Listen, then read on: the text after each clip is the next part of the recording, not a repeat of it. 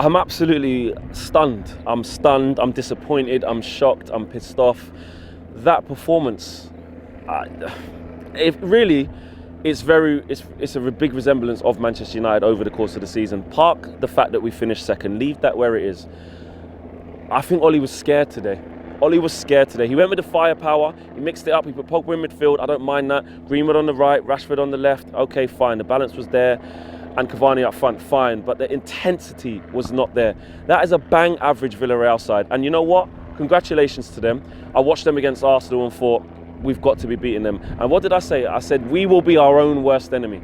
And that's not taking anything away from Villarreal because they were solid, they were compact, they did what we knew what they would do. But we just was not at it. Ollie, the lack of substitutions was disgraceful. Like, you can make 5 substitutions in this final, and when it gets to extra time, I think you get another one, 6. And to see him leave Rashford on to burn out when he pretty much dropped to 0 out of 10, how he stayed on the pitch, I don't know. And then it started crossing over into, actually, he needs to stay on because we need players to take penalties. And I saw Unai Emery make changes to his squad and freshen it up, and he got a response out of his players. Now, what Ollie did do well is second half, he got a response out of us. We got back into the game. Cavani doing what he's been doing all season and poaching goals, which was fantastic. And it did feel like the goal was coming after 10 minutes of the equaliser, and it felt like it was building. But then guess what? We hit a ceiling and we flatlined, and that's when I think Ollie needed to kick in, and he didn't. He sat there and he allowed the performance to continue and continue and continue. He could have brought Matic in because midfield wasn't exactly a massive battle in there. Get Pogba higher up the pitch and get Rashford off. He could have put Ahmad on and put Greenwood on the other side. He could have put Donny on the left-hand side. He could have done anything, but he left it and left it and left it. And that was the biggest thing for me. He ran us into the ground, and you could just see that the players were dead on their feet. Meanwhile, Unai Emery is making changes and getting a reaction out of his team. I'll come over to yourself, man. How disappointed are you with what you saw today, man?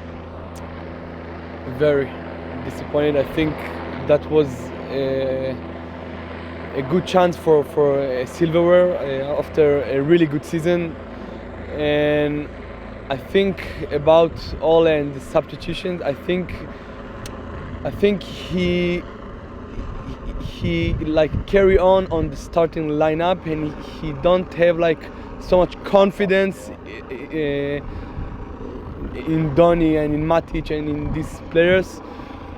And I think we play good. I think we played. We were actually in control, wasn't we? Like, yeah, Villarreal didn't look like they were gonna score, apart from maybe a set piece, which they did.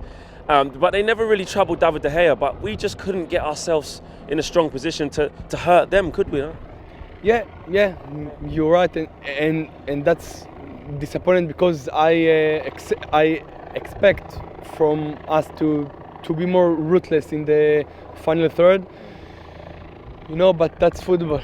Not the best team is not always win. Yeah. Very, very disappointing today. I mean, how do you see us going forward, the future?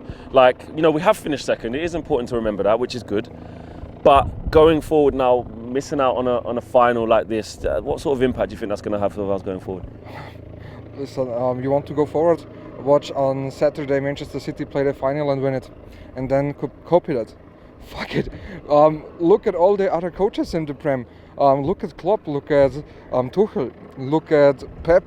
And yeah, Ole is a nice lad and he's doing his job, but there is so much of experience that's lost. We need more. That's my opinion, and I really love him and all that he's done for the club. But there's so much missing, and especially the mentality in our team. It's like, yeah, okay, let's play the final, and oh shit, we don't have an answer. What are we doing now? No plan B today, was there? No, look at Bayern, for example. They have Kimmich. Yeah, exactly. Look at Bayern, for example. When they play bad, they have Kimmich. He fucks let's be honest, he fucked the opponent, and then he starts to get the mentality for the whole team, and that's the reason we lose. We don't have this. So you think Ollie isn't good enough as a coach? To be honest, not now. Maybe in some years when you gain experience. Look at another clubs or another coaches. As soon as they start, where was he before? Molde? What he done after this? Crystal Palace? Cardiff. Cardiff. Relegated. Yeah, and then Manchester United, very good reputation from Ole. So look at other clubs. Look at what Gerrard is doing. Why is he going to the Rangers and rocking it? Why there's the step missing? Okay. And yourself, to finish off, the gentleman here just spoke about Ole not being good enough, and the gentleman just before that said, we lack the confidence and the experience. Where do we go from here? I mean, the positives. Are you taking positives, not obviously from losing, but with where we are and the progress we're making, or not? I'm just worried, if we lose this, you see how the players reacted. Yeah. Pogba, I don't know, was he smiling, happy? If he can't win the Europa League, he won't stay. He wants bigger things. Bruno, he said he will sign the contract after the final. We lost the final. I don't know if a player of that quality wants to stay at this club, if we can't even win the Europa League. What players want to come if they see Chelsea building something, City in the final? So you're worried we're going to get left behind these teams? Yeah. If people will leave, David will be destroyed in the media by the English press, by the fans, and it's not his fault. He should save at least one penalty, but it's not his fault he didn't score it. So I'm just worried about the future and what will happen to the players and no new arrivals. Listen, guys, it's been a long season. Of course you can, yeah? I'm not like all the critics about Ole, because I think he's the best manager since Sir Alex, and you can see every year the progress. We finish sixth when he replaced Jose, and then third and second this year. So you can see progress there? Sure, and about the mentality, look, all this season we come from behind and win games, so the mentality is there, the players is there. I'm sure Bruno will stay and sign a contract, and this is a big, like a bomb in the... A big disruption to them, a big surprise. Sorry, Yeah, no problem.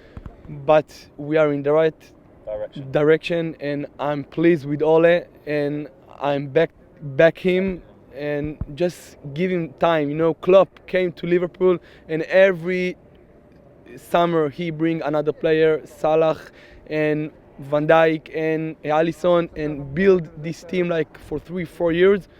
And in this summer, in this transfer window, the club has to back him a good centre back. Maybe Pau Torres, he played very well, and he's left back, and he will be a good partner to Harry, and centre forward maybe Sancho, Rice, but he needs to be back.